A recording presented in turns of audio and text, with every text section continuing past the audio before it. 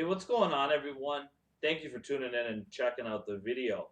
Now, today's video is going to be talking about the retirement of Carl Froch. And in this video, guys, I'm going to talk about some of my favorite Carl Froch fights, show a bit of respect to him, overall on some of his skill set that I used to see when I watched Carl Froch fight, and some of his achievements in the sport of boxing. So I hope you guys enjoy the video.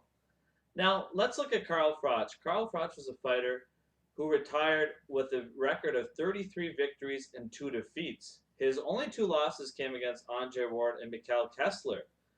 And Froch also is a guy who had 24 KOs.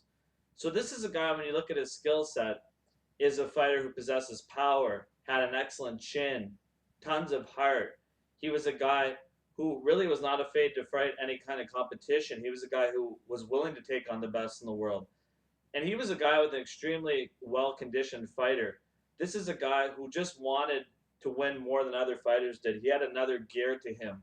Late in fights, I've never seen a guy really like that since Paul Williams, who could come on late in championship rounds and really bring the action and push a fighter to his limits. So those are some things I'm going to remember about Carl Froch. Also, Froch was a 4-time world champion, so very respectable career in the sport of boxing.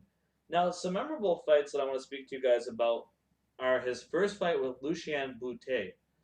Now, going into this fight, Lucien Boutet was a world champion, and a lot of people, including myself, thought that Lucien Boutet had the tools to outbox Carl Froch and win a unanimous decision over in the UK. Now, that was not what happened whatsoever. That crowd was electric. I remember watching this fight, highly anticipated matchup for myself and many others around the world.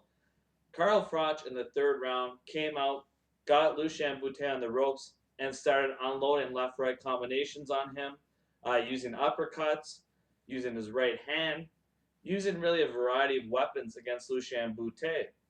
Now, at the end of the 4th round, Boutet got hurt again by a Carl Froch right hand, and it was just the end of the night from there on. 5th round, you just see Carl Froch absolutely blitz him on the ropes. Lucien Boutet's head is going back, and the referee made a very wise stoppage in that fight, because if he did not stop that where it was, Boutet was going to get very seriously hurt and be on the ground for quite a while, in my opinion. So Carl Froch was absolutely vicious in that fight. And really, he's been in so many entertaining fights, but that's a huge victory. I remember him being a complete underdog in that matchup. Everybody counted him out in that fight, saying he was going to get outboxed and he didn't have the skill set to compete with Boutet. But he just showed the monster that he is in that matchup. Now, moving on, I was speaking earlier in the video about Carl Froch's cardio in the late rounds and him going to another gear. Well, this fight exemplifies that. So Carl Froch, when he took on Jermaine Taylor, he was down on the scorecards late in this fight. But the momentum started to shift in the late rounds. Round 11, they both really had excellent exchanges.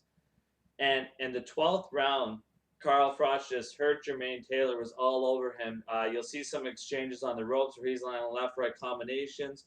He also worked the body as well of Jermaine Taylor a few times during when he had him hurt. And eventually, the referee stopped that fight, but that was one of the craziest comebacks I've ever seen. The 12th round, I think he stopped him with like 40-something seconds left in the fight, too.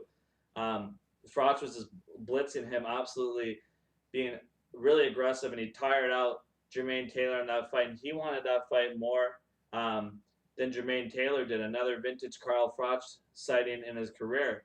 And that was an absolute vintage performance. You see it still replayed to today about his beautiful comeback victory.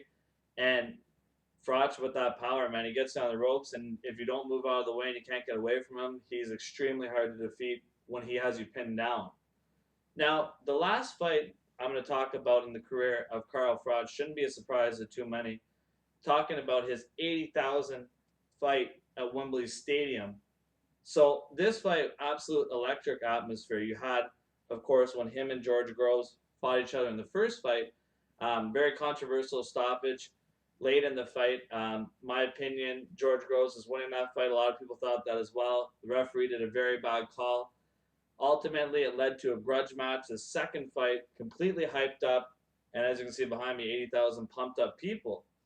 Now, what happened in that second fight? Carl Froch, in the first fight, in my opinion, underestimated George Groves. I think he admitted that as well, that he didn't train the best he could, etc., etc. Now, in the second fight, he respected George Groves more. He came in more patient than usual. He stuck to his game plan. And in round, I believe it was 8 of that fight, he just had a beautiful feint, catches George Groves with that huge right hand, and George Groves went back with his leg behind him. And that was a vicious knockout of my boxing award show.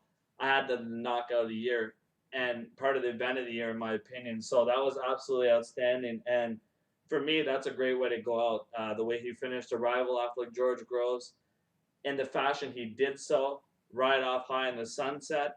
I know a lot of people wanted him to fight GGG. Very competitive matchup. Don't get me wrong, I would love to see him fight. But when you have doubts about your retirement, that's not a guy you should be fighting in Gennady Golovkin. So those are just a few of the memories I have of Carl Froch.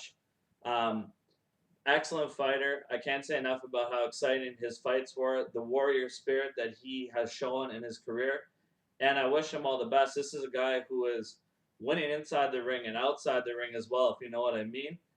And the way I look at him, warrior, a guy willing to take on everybody. He should be regarded with the UK legends and be talked about in the future. And a guy who just put on extremely entertaining fights.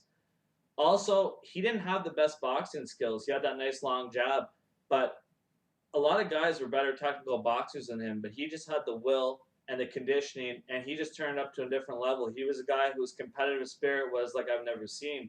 He just wanted to fight so bad. He never believed he was out of a fight. So true warrior mentality. Shout out to Carl Froch, great career.